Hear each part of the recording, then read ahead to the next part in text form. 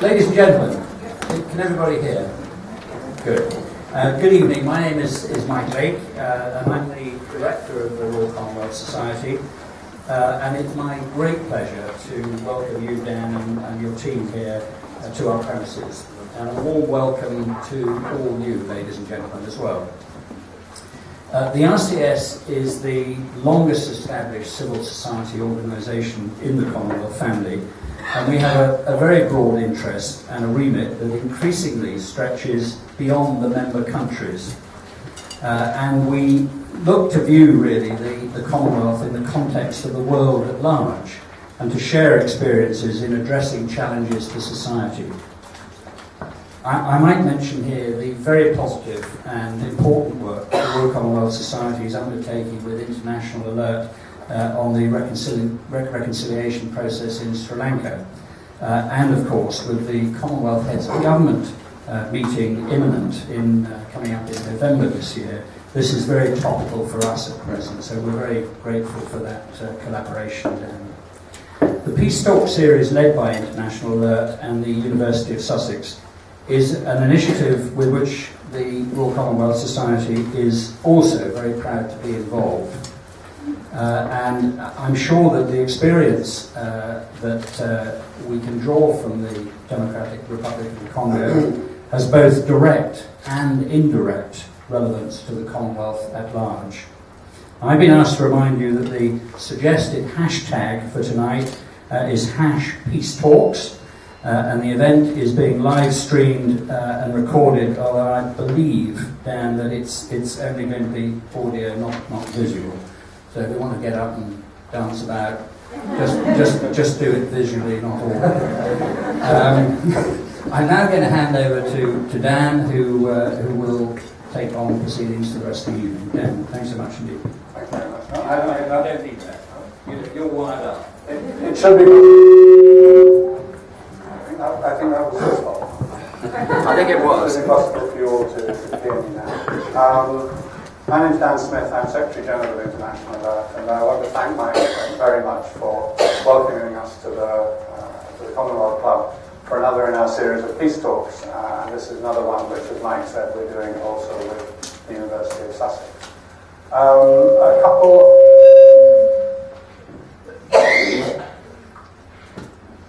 It's really strange that you give me the thumbs up after. It's already sorted. It's already sorted. Okay, that was slow feedback. One other technical point: mobile phones.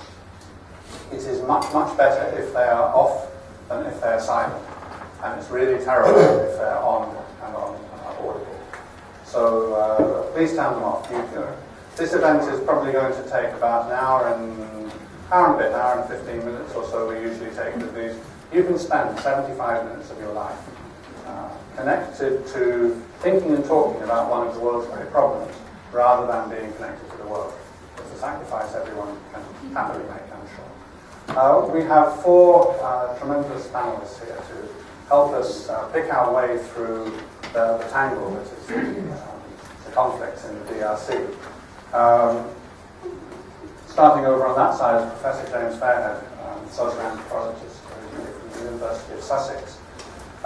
Beside him, Brother Tampa, who heads a non-governmental organisation. Sorry, beside me is Brother Tampa, who heads a non-governmental organisation called Save the Congo, who I thought I was kind of getting confused with.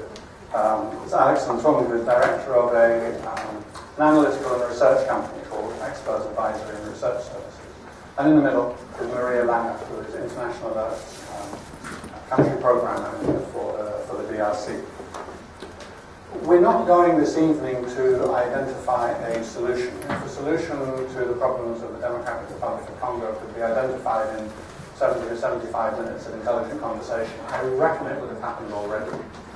What I'm hoping we do is that we air the issues in a way that casts light upon them and show some of the interconnections and gets past some of the position taking that people are often obviously tempted into or drawn into, which allows us to understand the dynamics of conflict in order perhaps to see some possible ways forward.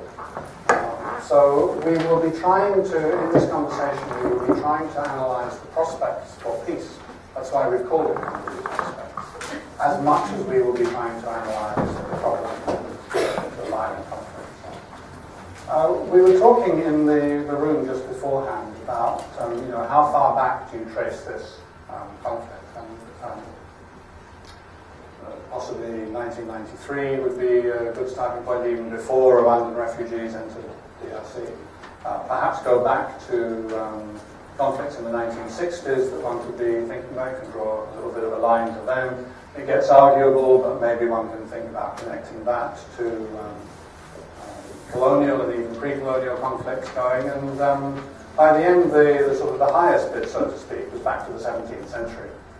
And there we drew a line. We said we don't need to be discussing quite that far back. But these conflicts, which we are seeing now in eastern Congo, have a history. They have a complex history. They have multiple layers of history. We're going to look a little bit in particular, but not exclusively, at the question of natural resources and what role that plays in the continuation of the conflict, and also at the regional dimension. Last year, I suppose it wasn't quite a peace, but a precarious something or other fell apart with the mutiny of the M23, what describes itself as the M23 movement. Earlier this year, there was a peace agreement. In one sense, a very tired Congo watcher would say, same old, same old. The force which had gone into the army, the CNPD, came out of the army, it was M23, there was fighting, there's another peace agreement, there's another regional agreement. How can we break through this cycle? I want to start the discussion by turning to Maria. And Maria, you landed, if you recall, at 9 o'clock this morning.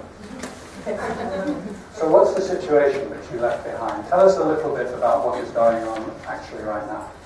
Well, the situation in Kivu in particular is very, very unstable. There is now 30 plus different armed groups in different parts of that province alone. And the Congolese army, in a bid to move troops closer to Goma, where M23, around the M23 position, have left security veterans in other parts of the province, which are rapidly filled by other militia. And so which creates pockets of insecurity and even massacres in other parts of the province, which are much, much less heard about, of course, because it's armed groups. So, for instance, in Walikale, which is one part of North Kivu territory, Kinga village, the UN has reported 150 deaths since May alone. And these are massacres committed by a group called Tainting. So the situation is very unstable. There's also a high degree of sort of paranoia in Goma City, fear of another attack in 23, or fighting in general, because what people fear the most, of course, is the security vacuum that is created when one actor loses control and another takes control. It's the most violent time. And of course, there have been, as you said, also various attempts at stabilization. There has been the February 24th Accord of Elders, and these are all, to some degree, promising developments, but those accords still need to have the flesh on them. And so there's much discussion about the arrival of the International Brigade. There's about 1/3 of the troops for this brigade which have arrived, the Danish troops. But I would say that really right now it looks like the situation might have to get worse before it could get better. Can you give us a sense of some numbers, just approximations? I mean, is there any idea about how many people are in these 30 militia groups plus M23 and so on? I don't think anybody has really, there's no statistic about physically how many there are, and of course numbers vary greatly. Any one militia group would vastly overestimate its numbers. There was a time when M23 were estimated by the UN to be around 2,000 or so. Then there were a number of defections around the time that was able to tell about 700 or so. How many of those might have since returned? Meanwhile, there are various other militias that were to recruit. So it's really important. Okay, but some thousands in the militias. How many people either have thought to have left their homes or seen in danger? There are now 2.6 million displaced in these statistics alone. Only internally displaced, not counting refugees. And there have been 25,000 refugees coming into Rwanda in 1 year alone. So 2.6 million people displaced. Yeah. And how big is the intervention brigade? The brigade is meant to come up to roughly 3,000 troops. So around a third of that number has now arrived. But it's not clear when the others will arrive, and even from the moment that they do arrive, when will they become operational? When they do become operational, how will they be distinguished from existing UN troops? How will they operate? Will they operate with the Congolese army? That poses a whole set of questions, given the Congolese army's track record. Barbara, from where you sat, what do you want to add into the picture Maria has drawn? Right, couple of things. The first thing we need to take into account is that this is in the first peace deal. This is actually the 10th UN-backed or sponsored peace deal in Congo, and with the exception of Tanzania, Mozambique, South Africa, and South Sudan, all the other signatories have been signatories to previous peace deals. So there isn't anything significantly new in that peace deal. And personally, I think in principle, it could lead into something. It could build, stabilize the region. But a couple of other things need to be taken into account. The reason Congo, because first of all, if you go back, 10 years ago, in 2003, we were in a very same situation where we had the first European-led peacekeeping mission outside Europe sent to Congo, to Bunia, the bloodiest corner of Congo. And after that, we had an incredible drive of political attempts by the international community to sort of stabilize the region. We had, the Sun City Accord, all the key militia gangs followed to report into the government. Kigali were forced to withdraw its forces from Congo, and then, the national government was brought together. All the great things were done to give Congo a chance. And that failed. And we need to ask ourselves, why has it failed? Why do we find ourselves 10 years later with over 10 billion spent, over more than 10 peace deals signed, that Congo remains a crisis? And the reason is, and this is one of the issues which all of us, NGOs and journalists and experts have missed out over the past 10 years, we have paid way too much attention to Kigali. And I agree, we should pay attention to Kigali, we should recognize what Kigali has been doing, but one of the key elements we've left out is Kinshasa. The reason we find ourselves 10 years later in this crisis is the crisis of leadership in Kinshasa. So we need to find a way to address that crisis, and I think if the current peace deal is coupled with an end to impunity, and we deal with the issues of insecurity, and we also deal with issues of illicit minerals and institutional failure in Kinshasa, then we could have a chance. But if we only follow the peace deal for impunity is left untouched, insecurity is left untouched, and the institutions of the state are not reformed and so forth, then we will find ourselves 5 years on in the same situation. Okay, so let's just keep for a moment our eyes on the background. Right. What is the problem? What you said, which I absolutely agree with, is whatever problem Kigali creates, you've got to look at the problem of Kinshasa. Indeed. Right. So in a couple of sentences, what is the problem of So, Kinshasa? in humanitarian terms, I would say Congo has 4 major problems. We call them the 4 I's: impunity, insecurity, the international trade of blood minerals, and institutional failure. But the common denominator to those 4 problems is the crisis of leadership in Kinshasa. Kinshasa needs to be reformed. We need to find a way, whether by swaying Kinshasa to sort of pave the way for some sort of technocratic government if possible. But something needs to be done in Kinshasa. If Kinshasa is not dealt with, nothing will significantly change. James, crisis of leadership, is that where it says? I mean, you just so people know, you were living in this area in Eastern DRC some 25 years ago. Yeah? Yes. Sounds a long time, but back in the 80s and in the 1980s, and doing studying and working with Oxfam and doing research and so on.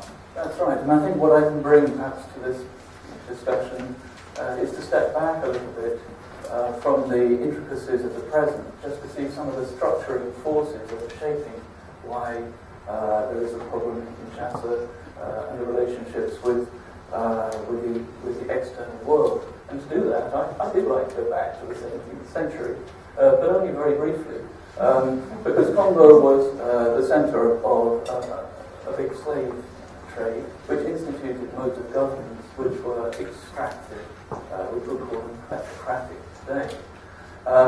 The population of the Congo declined by about 10 million between the 17th and the late 19th century.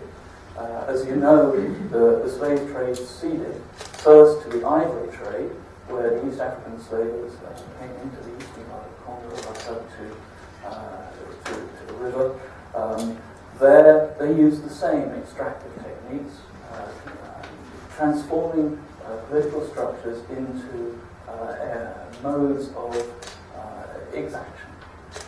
Those modes of exaction continued on into the rubber tapping world, which is made famous in the Heart of Darkness book. But there is a direct inheritance from the slavery through into the ivory, through into the rubber tapping trade of these political tactics which enabled people to gain control over certain regions. And what people fail to see sometimes is how the Belgian colonial era drew on the very same tactics. So the modes of dispossession of land in the Kivus, in the plantation establishment period, the modes of dispossession of people to move people out of the national parks were by force. They took people away from lands and resources, and they deprived people of their labour by force. So the Banande people from Butembo and Rivera regions of further north and North Kivu were forcibly displaced, moved to become labourers in the plantations in North Kivu at one point in the 1920s. So the mode of governance that we see from the 90s to today actually is easily traced to this era. But also, so is the international mode of encounter with DRC as it is today. So, for example, in the Second World War, I'm going to quote here, the British in 1940 agreed on the necessity of preventing the territory's raw materials from falling into the hands of the Germans. It was too important to have Congolese resources under Allied American control to let them go into Nazi control. And at that time, that was due to the uranium which was being mined in Congo. The uranium that was delivered to Nagasaki and Hiroshima from Congo. Congo had become by 1958 a nuclear state with its nuclear reactors. So the American presence, the Allied presence, was fundamental to the late Belgian colonial period. That moved on into the Cold War. To quote again, it was said during the Cold War that the West would go to war to keep Zaire within the Western borders. So the Congo became the theatre of Cold War, a theatre, let you say, of war at the time. The secession of Katanga was linked to the resources at this point around cobalt and other Cold War tensions. And then moving up to today, we find the new National Security Advisor, Susan Rice, saying, in fact in 2001, but she's now back in position, we must find effective ways to secure Africa's vast natural resources, its diamonds, cobalt, uranium, oil, timber, coltan, gold, so they don't provide currency for the world's terrorists. So in the 1940s, it was the Nazis. In the 1960s, it was the communists. And in the 2000s, it was the terrorists. But one way or another, Congo had to be deprived of their resources to prevent some other geopolitical struggle. So what is shaping the politics of Kinshasa, what is shaping also the local politics, are the resource extraction practices that shape, that configure national politics, but also configure exaction at a local level. So, Alex, I mean, one of the things that people will often say about DRC is talking about it as a failed or a fragile state. But actually what James is talking about is a state which, if the state were an animal already, or if it had a life, not just an abstract concept, the state is pretty good at doing what it thinks it's there for. I mean, this is an efficient and an effective state, isn't it? It is. I personally agree that really it had no been state. So we talk about failed state, collapsed state, or weak state. I wanted to go in a little bit of history to close the conflict today. Let's start from Njambe in 1885, when Western leaders were carving Africa into artificial borders. Why it was tragic for Congo was that meeting handed over an area, a huge area equal to the size of West Africa, Western Europe, to a guy called King Leopold of Belgium. But what is even more tragic is that those borders did not consider the hundreds of ethnic groups that cross different borders, language and cultures, where the artificial border didn't mean so much, but actually the identity was about those people. Really, what is even more stronger again was during the colonial time, there was a kind of an implementation of a strong law, which is quite complex, and that has not been able to be addressed until today.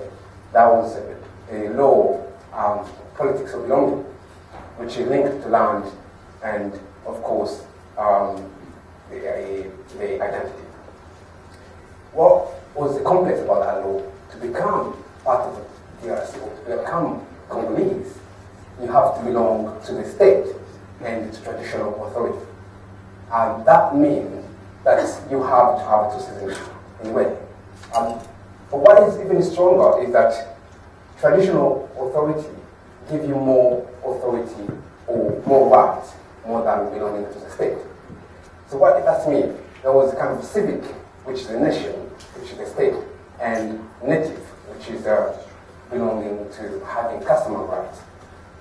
Really, the complexity of the customer rights means that you have to have, it is linked to ethnicity as well. Say, if you are on one particular ethnic group, and for instance, it happens that you don't have customer rights, automatically you don't have rights to ethnicity. It's like basically saying, I'm born black, but if it happens that when they define that, there has to be a law defining that I'm black, and if that law that existed to define that I'm black, then I'm not black, but actually you know that I'm black. You can all So that is still going on until today. In addition to that, I'm getting a little bit closer to what today and what colleagues have mentioned, is that, of course, the legacy of brutality, which Professor James has just also mentioned, which dates again from King Leopold time, where, as I'm sure you know, 9 million people died in a matter of 12 years. And of course, the lack of a state, which I'll bring back to your question, and that's still from Mobutu time, and that's possibly why it wasn't fun to change the name 5 times over 40 years. And that's exactly a reflection of lack of state, which doesn't provide security and protection to people. And when I try to differentiate the dynamics of conflict in terms of last 20 years, which is touch on regional issues, with those underlying causes, which goes it goes back from that law of belonging, so politics of belonging, identity, and stewardship. Governance, natural resources, ethnic difference. The issue of land has just emerged briefly and quickly. The international dimension, which James talked about quite a lot, and now as a component of that, the regional. Maria, A little bit on the land question, just to pick that up in this horrible stew of conflict dynamics. And, you know, we talk about root causes in conflicts, and sometimes the root becomes so intertwined with so many different things. Congo isn't completely unique in that by any means, but this does seem a particular case of all these different things coming together, feeding into each other. So what about the land issue? Well, I see it very much as being a triangle between land issues, power questions, so the access to management of power, and identity questions. So when you say power, do you mean primarily lethal power or other kinds as I well? mean political power. So political control at all levels, local level, provincial level, national level, etc. And at a local level, because of course, as we were saying, there are roots of conflict that are at local level, provincial level, national level, regional, and they all intertwine. So part of the reasons why also the regional level can take predominance at certain points is because it hooks onto other existing dynamics in the country.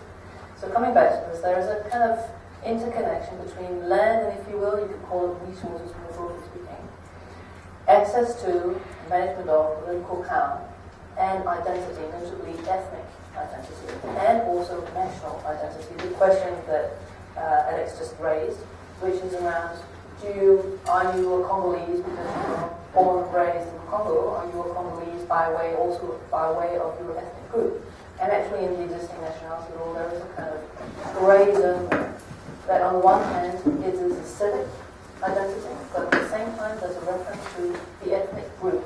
So if you are a member of an ethnic group that was in Congo at the time when Congo was created for the conference, then you are Congolese. So it's civic on the one hand, but there's still a reference to your ethnic identity as well. And so this kind of question of whether you are, do you ethnically belong, are you seen to belong to a particular territory, or are you seen to be an outsider? And even people who are coming from 3 hours down the road can be considered outsiders in one particular village, just because they're not from that particular village. Because belonging to a place and being under the authority of any particular customary chief, because in a context of state failure, what you have is a predominance of sort of customary authority, so traditional chiefs, who in some cases have been replaced by political regimes to serve their interests. So that's how you claim your right to access to land. And the customary authority also claims its kind of right to authority through control over land. Control over land and the ancestors, etc. So for that reason, those three questions are closely interconnected. And although they play themselves out very differently in different parts of Eastern Congo, because each place has its own history and dynamic and ethnic mix and so forth, that kind of basic triangle is in evidence in almost all places in Eastern Congo. Okay, before we sort of keep on moving in an orderly way through having talked about today and talked a bit about the background and then moving towards looking ahead, and then at that point I'll start to ask questions of the panel. I've just got one other thing which I want to throw in, and I'm not sure who may feel like answering this, but there's nothing special, is there, about having multi-layered identities?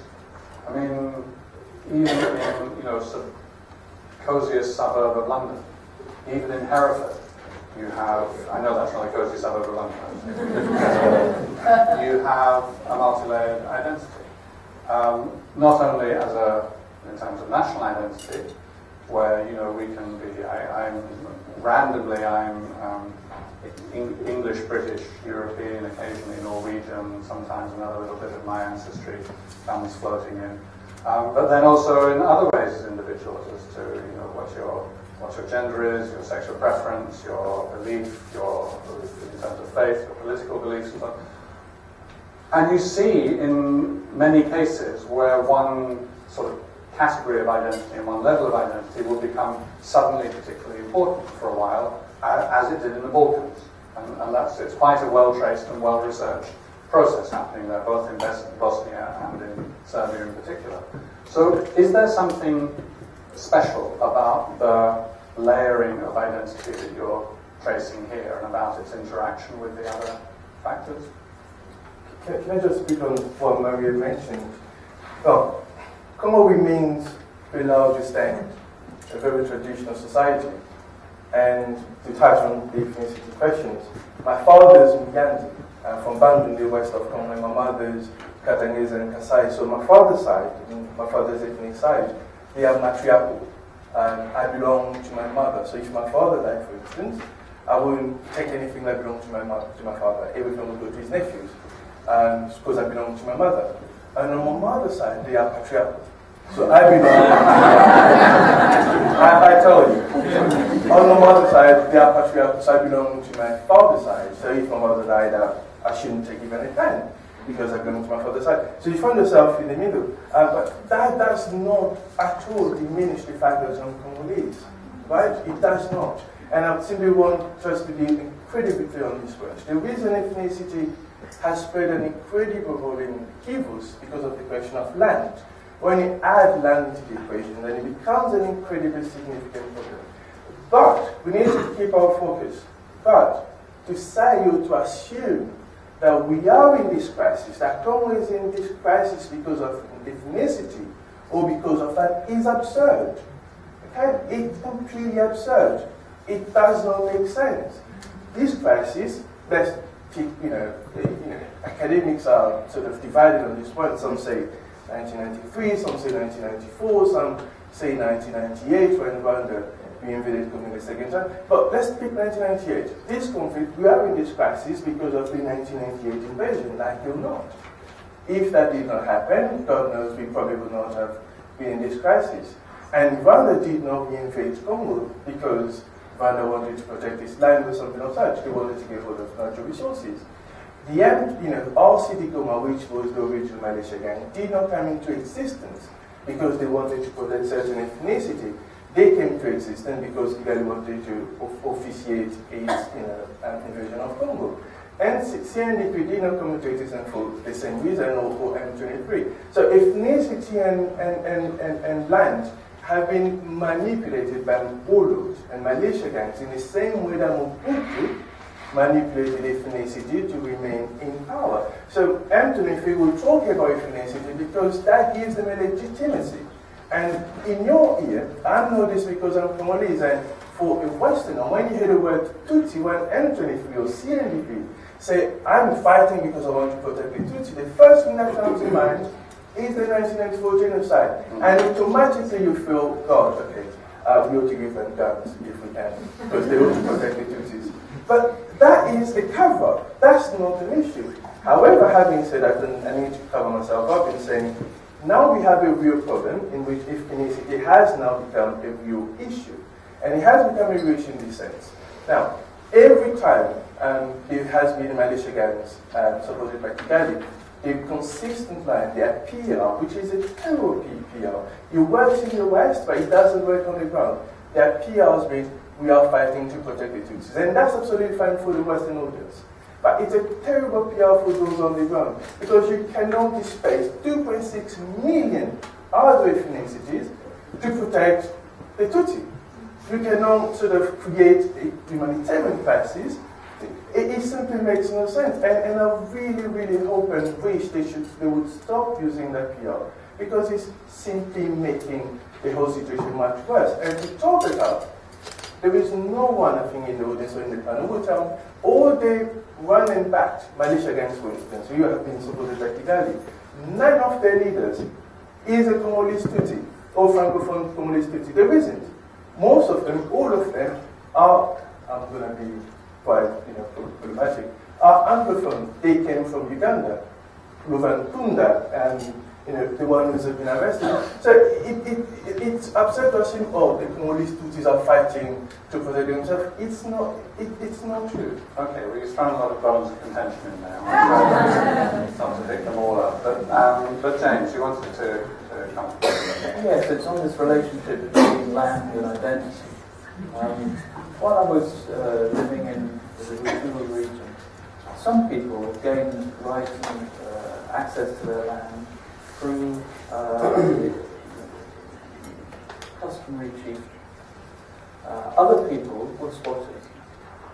For them, the customary chiefs caused problems, but the Catholic Church enabled them to uphold their national rights against customary chief difficulties. Other people used development projects as a way of securing their rights. Other people turned to warlords eventually. What I'm getting at is that in order to secure your particular rights, you needed to play up certain elements of your identity. Your religious identity, your ethnic identity, your modernist identity, and indeed your warlord.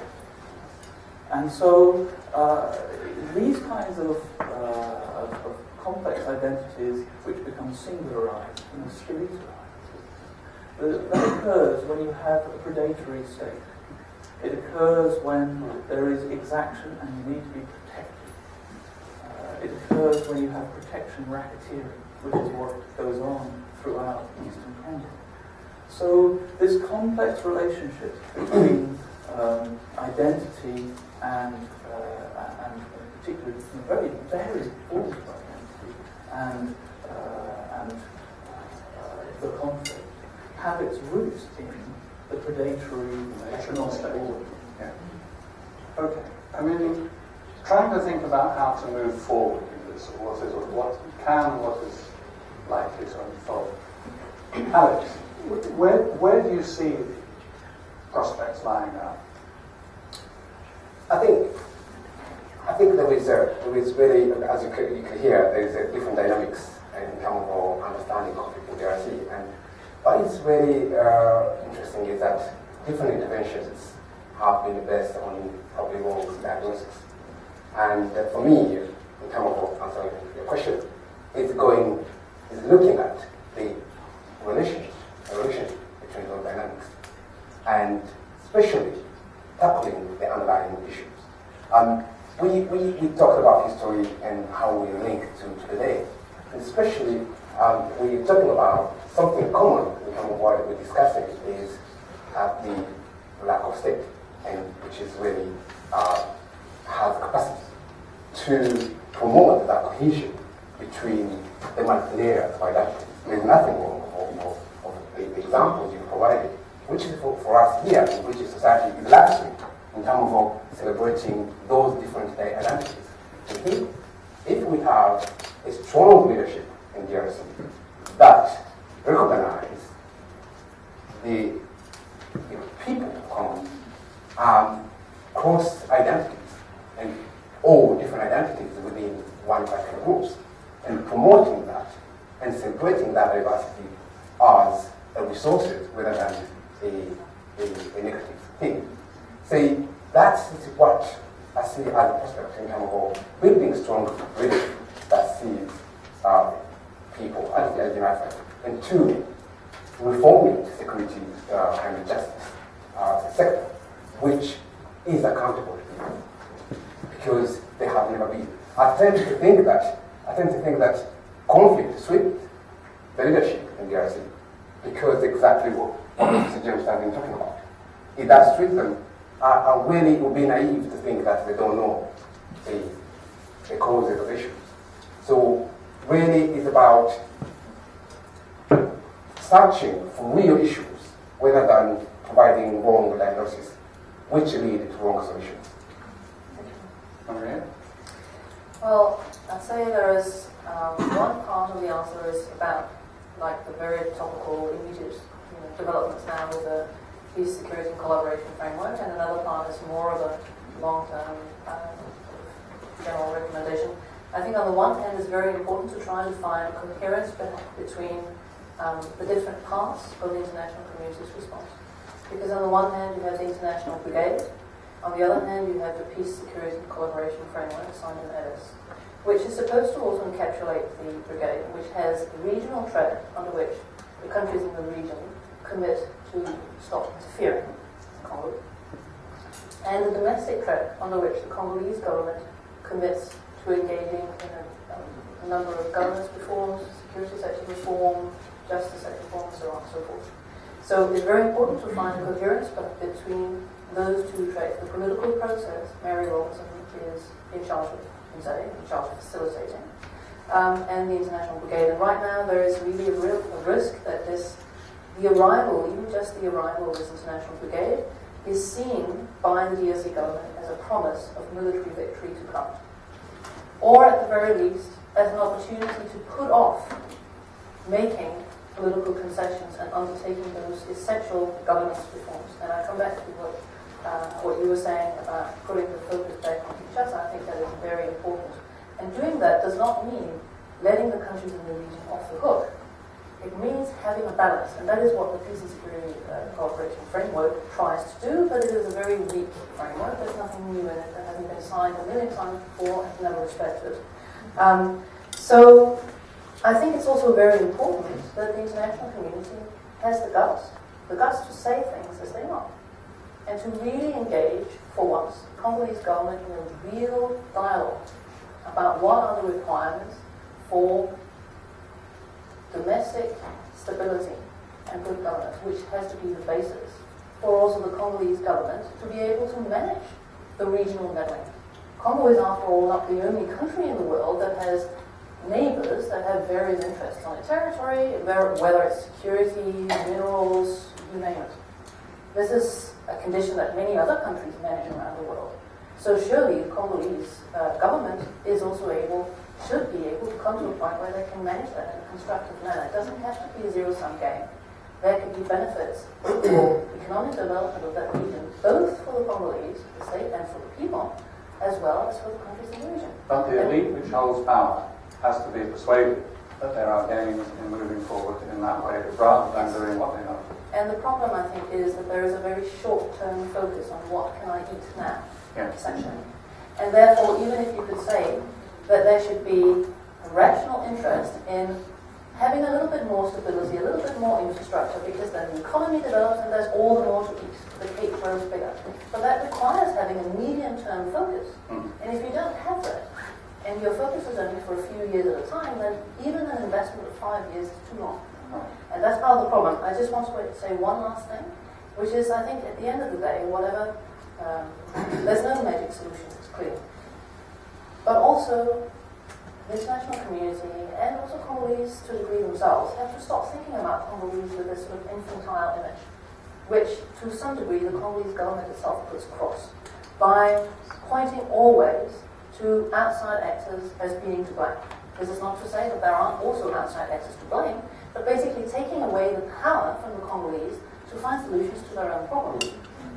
So all solutions have to be focused on how can Congolese themselves be empowered to be the actors for their own change. And that has to be the focus of all of our interventions. So I'm going to ask Baba one more question, but then I want the microphone ready to hand around and people to think what neat, crisp, well-pointed question they're going to ask. Baba, save the Congo. It's the Congolese job to save the Congo. Yes. I mean, isn't that where this conversation must come to? Yes. Absolutely. I think Maria has captured the whole dynamic in the last 30 seconds. I mean, we've all made our mistakes. I mean, there's been way too much attention paid on Kigali, and we should pay attention on Kigali. But there has been absolutely no attention paid on Kinshasa. Journalists, NGOs, all of us, we have given Kinshasa a free ride. And that has been one of the missing elements. I mean, the Congolese there, so we've been fantastic on this one. From the onstart, we have focused on Kinshasa. We've always made it clear, look, deal with Kinshasa, everything else will follow suit. But, our friends in the international community have decided to look at Kigali. But then in Kinshasa, well, we need to look at Kinshasa. So Kinshasa is the focus, should be the focus. Okay, so let's take some questions again, some thoughts and questions from the audience. There's a hand gone up right there, and you can start with that one. Hi, good evening. Actually, I wanted to, it's a question, but I want to react also on the notion of a multi-layered identity in the Congo. What is very interesting is that, okay, now we're experiencing in Eastern Congo that conflict, but there is a question which I've never read anywhere, the international community or the experts ask, why is it that, let's say, when you look at South Katanga, where you had the Bembas, who actually have been trading between Katanga and Zambia, or during the war in Angola, where you had the Chokwe, who made business between Kasai and Angola. And then it's a well-known fact that people between Kinshasa, the two, Kinshasa and Brazzaville, they cross back and forth. And then up north, there's also that say that Mobutu was not actually from Congo, he was from Central Africa. But why is it that in all these neighboring borders, the issue of identity has never reached the level it's reached now in Eastern Congo? And bear in mind that in the 80s, a lot of successful Congolese businessmen made a lot of money between Kivu, Rwanda, and Uganda. So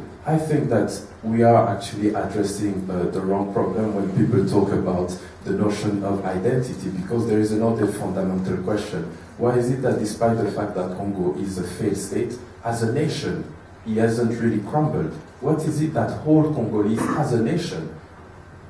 Okay, thank you very much. We'll take another question, which would be one here, the gentleman at his hand up. Hi, my name is Chiri Bavoiza. I'm from the Global Connection Builder. Congolese as well. I just came back from Congo. I was there for 3 months. My question is, basically, the first one is going to be about the peace between the M23 and the government. Yes, there's a lack of leadership in Kinshasa. Yes, we should do better, we have to do more, but we are asking ourselves a question as Congolese people. We feel like the international community is divided now. There's obviously the left are telling us to do, obviously to work hard in terms of leadership, about what we have to do in Congo, to move forward, but obviously there's another part of the international community that are actually supporting the people that are causing trouble in the Congo. So we don't understand exactly what is going on. We're trying to help, but on the other hand, there's more people that are trying to help the Congolese people in the Congo. So we need to know what is the international community is actually doing for the Congolese people, because we had UN in the Congo for about 10 years. We have 17,000 UN soldiers in the Congo, but yet Congo still in trouble. We don't understand why 17,000 people in the Congo. In Goma, we have more than 5,000. They could not handle the rebels. So we asked ourselves quite a question: what is actually going on between the international community? They need to look at themselves as well to find out exactly what is the system that is causing the pain in the Congo that is hidden, that people don't want to talk about. Thanks. You've got that question about what this thing that's called the international community thinks it's doing, and if it were a person getting up in the morning, how it would look at itself in the mirror. That's worth putting some trying to shine some light on. And also this question about given that the identity issues are different and play out differently in different parts of DRC, was our discussion in danger of over-valorizing the identity issues, or did we have them neatly in place in relation to governance and land and so on? Why don't you start by taking a stab at whichever of those two you want, but not both, Maria? Okay, all right. Well, I'll take the last one. Talking about ethnic identity doesn't mean treating it as if it was, a sui generis category that just exists. People have multiple identities all over the world. They live with it without trouble. Again, also in Congo, as you were saying, there are many cross-border communities in Congo as well. Not just that people trade with the countries next door, but that you have groups that have ethnic affinity, language affinity, cultural affinity across borders all over Congo. So why does it create problems specifically in these? I think the question of political manipulation of ethnic identity is very, very important. Because if you have, it is the closest base for collective relationships. And if you have also in a context where the state basically doesn't function, or rather the state considers itself to have other priorities than what we might consider is the role of the state. So that also leaves free room for these kinds of manipulations. Because basically the center, Kinshasa, be it this government or any other, holds itself in power through a wide range of alliances with political actors at all levels of society, and plays ethnic communities out against each other in order to hold on to power, basically. So it's not about really ethnic identity in that degree, but also people have died and been killed for what they are in that region, and so therefore it has become something that people also do, perceive to be key. So it can't be treated entirely as if it's just something that is manipulated. So why is that phenomenon led to violence in the East and not in other places of the country? I think it's because it, in the East, coincides with a number of other conflict factors. So not just the regional facts, and of course 1994 was a watershed with millions of refugees, even though it's not like Congo was a peaceful haven before 1994 and all was well. That is not the case. But yes, that was a very upsetting dynamic, and this and the existence of resources that are easily extractable just on the ground also is a factor. Plus, it's a region also that has a very specific history. There was a talk about slavery, etc. But actually, Eastern Congo is a region that was not subjected to slavery. Interestingly, because at that time, the Rwandese kingdom was kind of protecting that particular part of the North and South Kivu provinces, which is kind of interesting when you think about it from the perspective of today. Very different situation. So I think that you have to look at the historic dynamics. You have to look at the resources and the weak presence of the state, or rather the predatory presence of the state, in order to find an explanation for why that particular convergence of factors and led to violence there and not in other places. It's almost never ethnicity all by itself, does it? It's almost always ethnicity multiplied by something else. On this same. Yeah, well, Rwandan kingdom has never extended its influence to Novo South Kivu. There is no such evidence. And that's not what I'm saying. I'm saying the Arab slave traders that came that way It couldn't is. quite get to Tanzania, it is. For Tanzania, it is. But let me get back to the questions about why the Kivus. I mean, I want to explain to Congolese and others in these lines. We are in this situation today because of what Mobutu did in the past. We need to remember Angola spent 20 years under civil because Mobutu. I mean, today Kigali, one way or the other, Kigali sort of supporting militia gangs in Congo. 20 years ago, Kigali. I'm really sorry. Kigali, the capital of Rwanda. Right, okay. Well, so 20 years ago, a couple of years ago, in fact, it was Mobutu. We were supporting a civil in Angola, and they spent 20 years. Thousands, hundreds of people killed and dead and raped and so forth. So that was Angola. The same situation, you had in Rwanda. You had Habyarimana, who was a dictator, and Mobutu essentially kept Habyarimana in power. Habyarimana, the Rwandan president, died in Rwanda. His funeral took place in Congo to show how close they were with Mobutu. He was buried in Congo in 1997 when Mobutu was running away, fleeing the rebellion. He asked for his body to be exhumed and cremated. Habyarimana, the Rwandan president, he's buried with Mobutu in Morocco today. Just to give you an idea of how close, So we did play a role historically in the many wrongs in our part of the world, and today, sadly we are paying the, we are suffering as a result of that. But to go back to the, why, a friend of mine raised the question of the international community. I think after 1994, there was an incredible sense of guilt in the world community. Not to sort of stand up against Kigali. I mean, the world community have not been sort of, saints in their doing in Congo, but they have done amazing stuff. The UN peacekeeping forces, South Africa played an incredible role in supporting peace deals and so on. So there has been a lot of initiatives. The reason we are in this situation because of the crisis of leadership in Kinshasa. But having said that, now there is a realization internationally. People want to see the conflict in Congo end. And I don't think Obama would want to finish his presidency and having left this conflict untouched.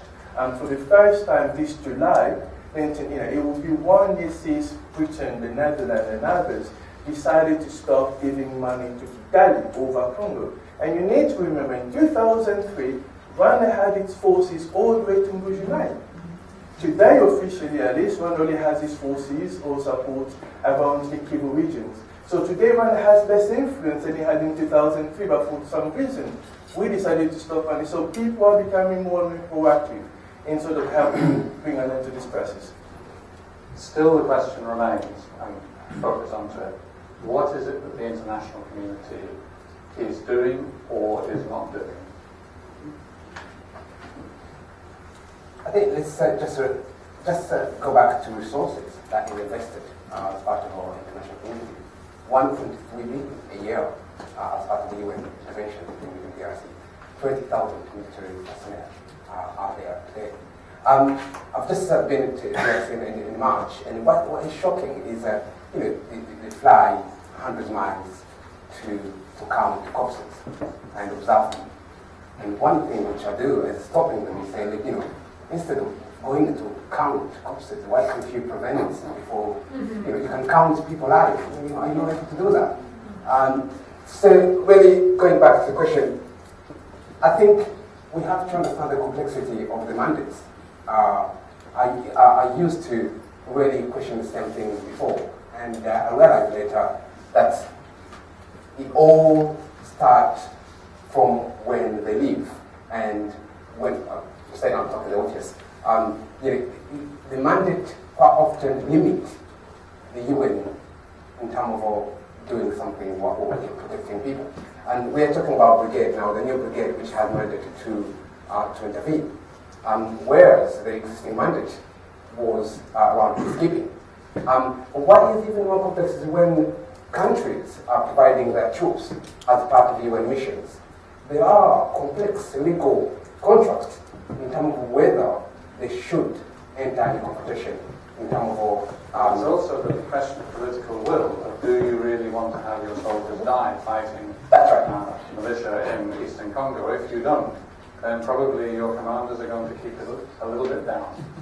So there is a little bit of frustration among, frustration among all of us, and why, for instance, many genocides where they have been observing and haven't done anything. So it is that mandate to peacekeeping and the mandate to peacemaking. But actually, in Congo, there have been some examples in 2006 in Bukavu where they were able to deter CNDP entering in Bukavu. So why other places? And why, for instance, we talked about minerals becoming fueling conflict in Eastern DRC. Demilitarizing minerals areas. Why so big deal about that? You could, UN troops in 20,000. Yes, the challenge is the size of the country. And I know we're talking about 20,000 troops, but actually the country, if you imagine that from east to the west is the distance between London and Moscow. And that is just and you're talking about from Lubumbashi to the north, that's another more than 2,000 miles. So there is a challenge there, but they have capacity. They have capacity in terms of airlines. I come from DRC as well, and one thing which I would say, sorry, we've got to keep our eye on the time of it, so make this the last part of your point. Yes, I think it was just to illustrate the ineffective. Half of my parents are in very rural areas where there's no such a thing as clinic or anything. And what I was trying to say to them, look, you're going over there and they won't be able to access the hospital. Could you bring them, please, for me? And they said to me, if they are very ill, we cannot bring them. But if they can walk, we can bring them. So, what are you talking about? Because of course, similar to other policy we have here, health and safety, if they die inside the airplane, then they will be accountable. You are supposed to be humanitarian people. You be supposed, so because they are very ill, then they can't do it. That's how they like to say what we do. James, on the international community thing, briefly if you can. Very briefly, is there such a thing as the international community? in their engagement with DR Congo. For example, how many people in this room would trust, I don't know, Rwanda to broker peace in Congo, or Uganda to broker peace in Congo, or China to broker peace in Congo, or America to broker peace in Congo, or the UN, who have, in many cases, been undermined politically and are considered to be part of the opposition by some forces. The international community is not exactly united over Syria. So can we expect it to be united over the resource pot that is the Congo? The Congo has strategic minerals that are fundamentally important to the 21st century economy. It isn't simply a place which is looked at benignly by a united international community. I think that's the fundamental answer to your question about why the international community does what can you expect from it and how confusing it is. Because it's precisely that. The international community is not one thing and it's got self-interest. There was a question over there I saw. Can you give the mic over? We'll take 2 or 3 now, and I think that's going to be more or less the last round, so you need to indicate if... Thank you. I'm Michael from Liberia. I work for International Alliance.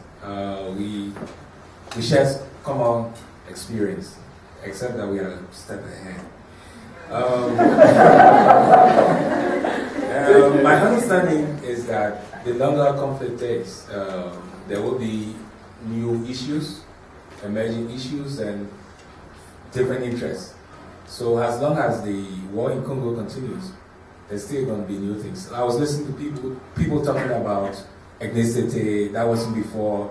Probably the next 5 years, it may not be ethnicity. It could be something else. So that's the issue.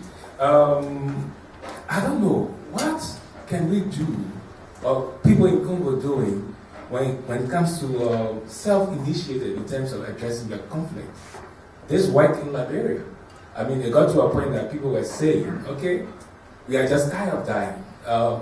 Let's stop this.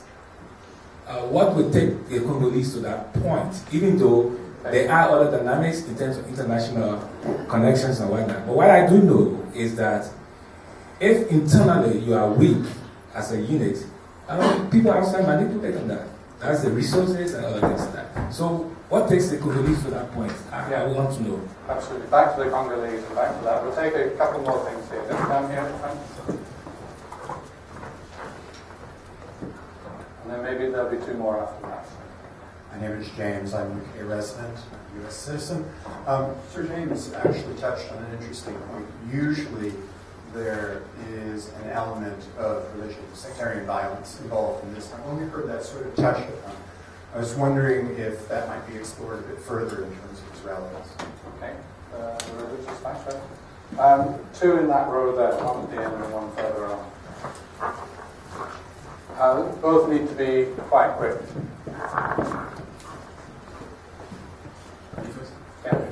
I was wondering about you could just pick a bit more on the role of natural resources in this. There is obviously a role that has also been playing in the Kivu tragedy, but also there's sort of billions of dollars of investment already underway in other parts of the Congo that are pouring money into the government in Kinshasa. You said something about growing the cake in the Congo so that it can kind of pick itself up off its feet. Really, is this kind of investment, is it a net positive thing for the Congo, or is it a net negative? And just at the end of the row here. Thank you very much. My name is Mr. Thomas Bikebi for the Congolese Family Center. I really want to say something which is going to be really interesting for every single person here. But as I have said to the panelists, just as crisply as you can, please. Yes. 8 million people died so far is not 8,000. Don't shy away to say that clearly. that the international community is part of the problem. That's why the solution is not coming out. Actually, I think we can take one more. If there's one that and one. Thank you so much. Andre Gomez from the University of Sussex. Forgive my ignorance. Now I'm less ignorant on the conflict, but I still feel very ignorant in terms of the peace deal. Yeah. So I wonder whether you could explain whether the peace deal that has been agreed is actually tackling some of the issues, because I'm very skeptical of this liberal peace-building strategy of bringing the international community, and what I want to really understand is to see whether there is a chance for a peace built on local ownership in a Congo. Thank you. Okay, so there's a range of things here. This is the last round of questions. You can pick and choose. I mean, one of the issues which was raised, which is about not being afraid to name the international community as part of the problem. I think we've been doing that. So if you want to comment further, that's fine. There's the Congolese just say no approach that Michael wanted to ask you about. When does that moment come? Questions of religion and natural resources. And then the issue of the peace deal. Is it actually addressing key issues? Go ahead. Let's take it in the order in which we started. That makes Maria. I'm going to comment on only a few of those. First, the quickest one. Religion in DRC doesn't really play that kind of factor. It doesn't. There was the Bundadia Congo movement, like a sectarian movement, which was brutally kind of repressed by the government. But this was in 2010, yes. But that was not because it was a religious movement, it was because it was drawing people to a sect, because it was seen as a political threat. It wasn't for religious reasons that it was, so religion really is not so much affected there. When do the Congolese just say no? I think Congolese really are tired of war. And it's only the very little elite that gains from the ongoing war in Congo in collaboration with the international and regional, etc. interests, and who enable those interests, that have an interest in keeping this war going on. So of course, as in any conflict, there are interests at an elite level, people who are interested in keeping the war going on. And whereas from 2009 to 2012, there was a short moment of some form of rapprochement between Kinshasa and Kigali. It wasn't peace, it wasn't stability, it was limited to a small number of highly placed people who were even aware of what the contents of that deal was. But it did provide some space for Congolese to start talking about governance issues, decentralization, nationality questions, a lot of issues that are very sensitive.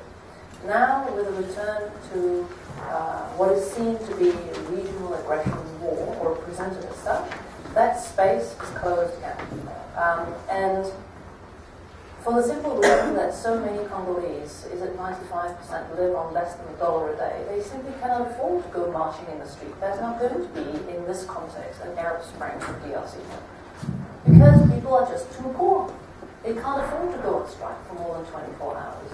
And also they have over 50 years brutal exploitation, whether it was under a colonial regime or under the governments, have just come to lose faith, I think, in the belief that they themselves can actually change their situation. They have been told over and over and over again that other people are at the root of your problems, and other people can solve those problems for you.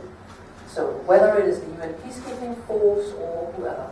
And so until that changes, it really, I think it's, that is really the big challenge, is how to enable Congolese to become actors for their own change.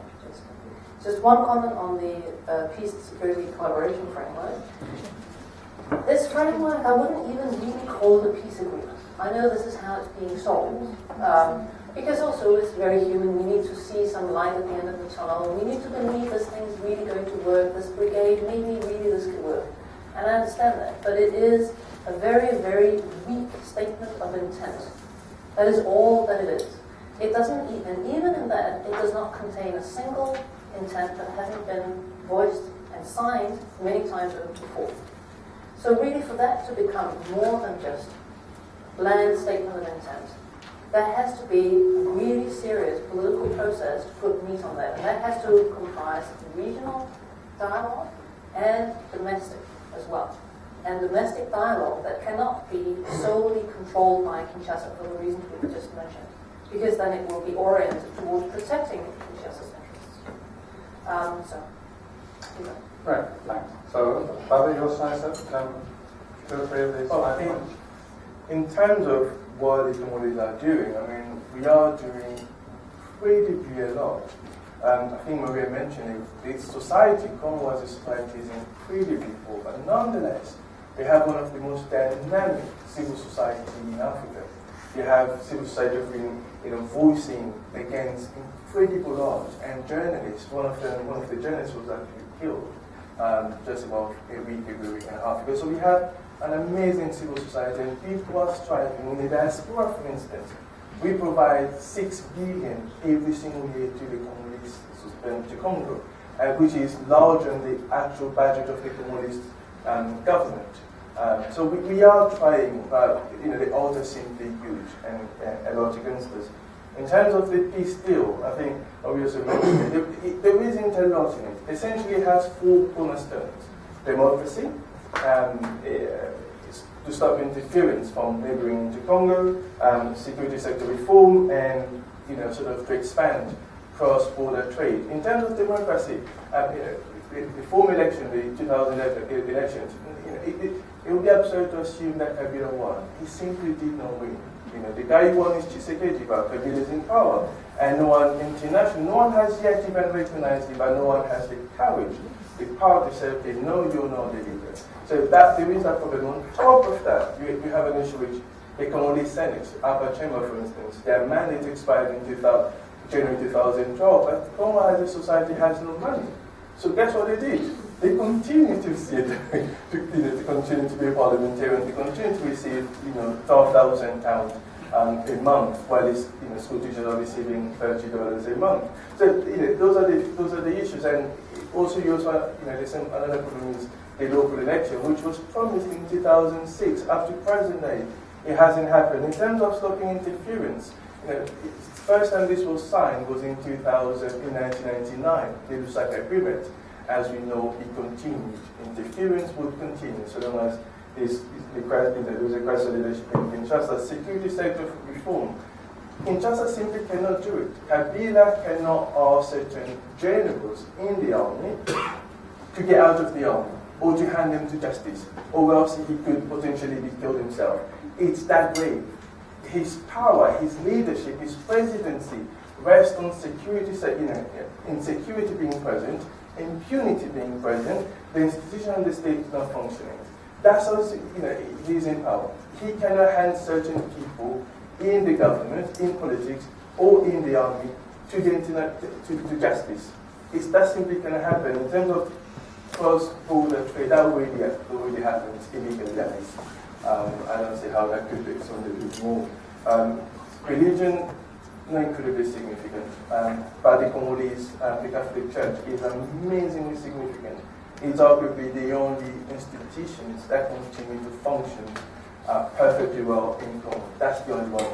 And behind it you have the Anglican Church, which is slightly sort of behind it, and then you also have other denominations. I suppose that's as much as I would. Thank you. Thank you. Yes, I suppose I would begin to answer with a little vignette. This vignette revolves around the life of Laurent Kabila in the 1980s. He was living as an insurgent warlord in South Kivu. As a warlord, he controlled the gold mines. He was selling the gold to Tanzania, but he needed weapons. So he traded gold with the Congolese army that he was nominally fighting. They wanted money, gold. Kabila needed weapons. They could easily communicate across the front line. It was gold and the extraction of gold that was driving the conflict, not identity. Identities came second, third, fourth down the line. Now, alas, at this point, the presence of a warlord and their army and Mobutu's army extracting gold together caused immense problems for the people of South Kivu. The only thing they could cultivate is cassava because the army weren't patient enough to take that from the ground. It was a nightmare. But it was a nightmare that was conditioned by the natural resource of gold, and it is now conditioned by the coltan reserves all the way through. They were obviously more valuable in 2000, but the coltan has become less valuable, has become even worse because it means that labour that used to be paid is now slave labor. So the resources, and to go back to this question, in the Kivus at a small scale, or are part of a bigger problem of the DRC, which is the resource question, which is shaping the patterns of governance. So the economy drives governance, just as governance drives economy. And so we've got a chicken and egg situation. Unless the economic resource question is addressed at the same time as the political question, I cannot see a solution to that. And that requires an enormous amount of coordination at an international level as well as international. Let me start by the question of religious link. I think just is an interesting one when it comes to hidden or unrecognized dynamics, which is personally I see the supernatural belief comes into that. An example to this is most of my militias have been recruiting child soldiers or recruiting anyone that based on a strong belief that if they wash themselves into some kind of blessed water, it would be proof against bullets. And that has been ongoing. In the regular armies, I've interviewed generals who they will tell you, but they won't tell you publicly, of course, and that wouldn't appear in the negotiation table as well. Those are the hidden aspects, where they will tell you that they have a prophet. The prophet has told me that I will win the war. So now, if you have two dealings, two realities, your dealings in the modern context without those supernatural beliefs, and you have those supernatural beliefs which are even more stronger. So you're dealing in a rational context at the negotiation table. Now, this is peace deal, that's what we're going to be doing. At the same time, you have a prophet that told you that you can't. So what do? That's where is the lock. Say, that's the aspect of religious belief. And it does, it's a cross-border of different ethnic groups. They will have kind of religious advisor. I'll go back to the question of a colleague, someone from Liberia, sorry for the name. Ask really a straight question. Can Congolese say one day we have had enough? Now, in a country like that where psycho-violence has become kind of everyday life, and that's what people have known.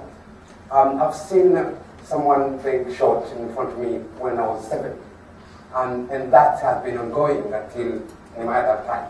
See, and the irrational understanding of issues, it does become kind of an issue where people cannot get to the point where to say, okay, can we go back and say, why are we into this?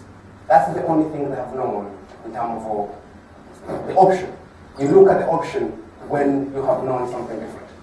And that's where I feel, and I'm sorry I'm kind of giving you a negative answer, but that's where there is a complexity of going to that level. And my last answer to the question around natural resources, incredible move in terms of international response to the conflict minerals and the legislation in the USA in 2010. Now, but I do see that as oversimplifying. And Professor James just mentioned something which is incredible. The dealing where Laura Kabila was dealing, kind of selling gold to his people he's fighting. That's exactly what's still going on now. And when we talk about conflict minerals, it's as if those conflict minerals comes with the bullet inside, or they come leaking some sort of guns, liquid or something. No, and it's traceable. The tracing of those minerals is quite difficult. Where do you stand? If you're talking conflict minerals in terms of regular armed groups, for me, as a regular army, as an armed group too, so they will be trading each other, between each other. And to the customer, there's no way you can police the borders, because everybody is corrupted. And how you can regulate the system? So by the time you're tuning the traceable line in terms of supply chains, it goes cleaner until South Africa. And by the time it came to London, it's even more cleaner. But how we started is dirty, clean, and cleaner.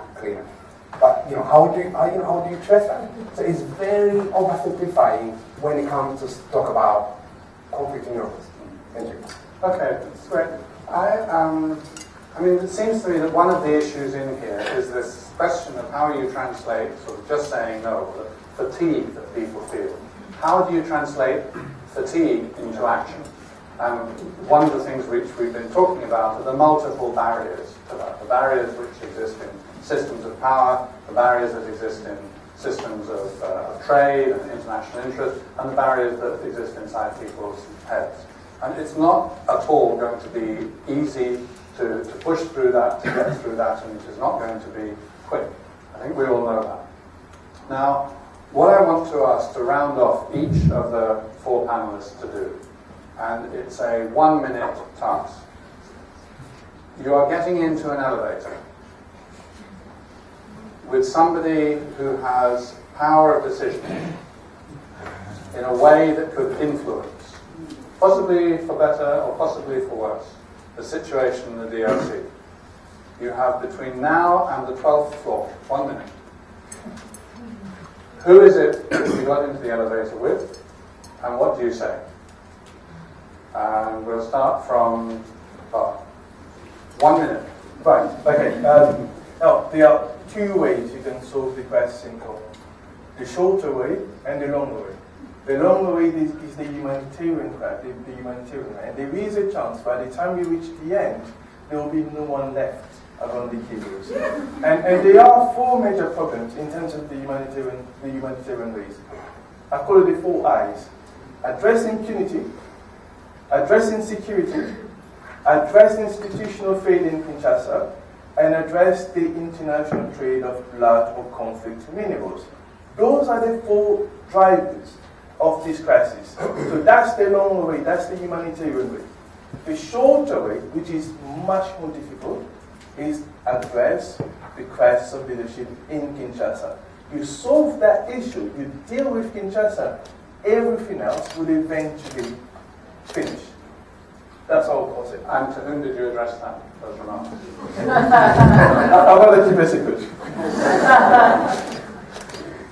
Maria? Well, of course it's impossible to identify one person who has... It can be quite big elevator if you like. Right. But I agree with the focus on Kinshasa. So if I was to choose one person as a meeting with others and had a chance to talk to, I'd say it would be Kabila. And this is only recognizing, though, that he is surrounded by people who eat at his table and who could kill him anytime he gets enough from the table. Still, being a leader means very much. So I'll tell him, look, you want to make your country strong externally so that you can resist the meddling that you get from regional actors, from international actors. This is what you say you want. You need to make your country strong internally. And this can only happen if citizens feel that the state actually is providing public goods, including security, and that they have a say in local affairs that affect them. And that means you need to decentralize decision-making processes. Bring those processes closer to the citizens, like you said you would in the country's constitution, and which has never moved anywhere. You can use any model that you want for your country. This is the only model. But it is get something done for the Congolese people and get those decisions closer to where people are so that they can be part. If I had to choose somebody again and go back, Sam, I'll go to Joseph Kabila. And what I would say to him is, look, external forces will not be the answer to the country problems. On the problem solution of the country, and build a strong leadership that will promote cohesion of everyone in the country.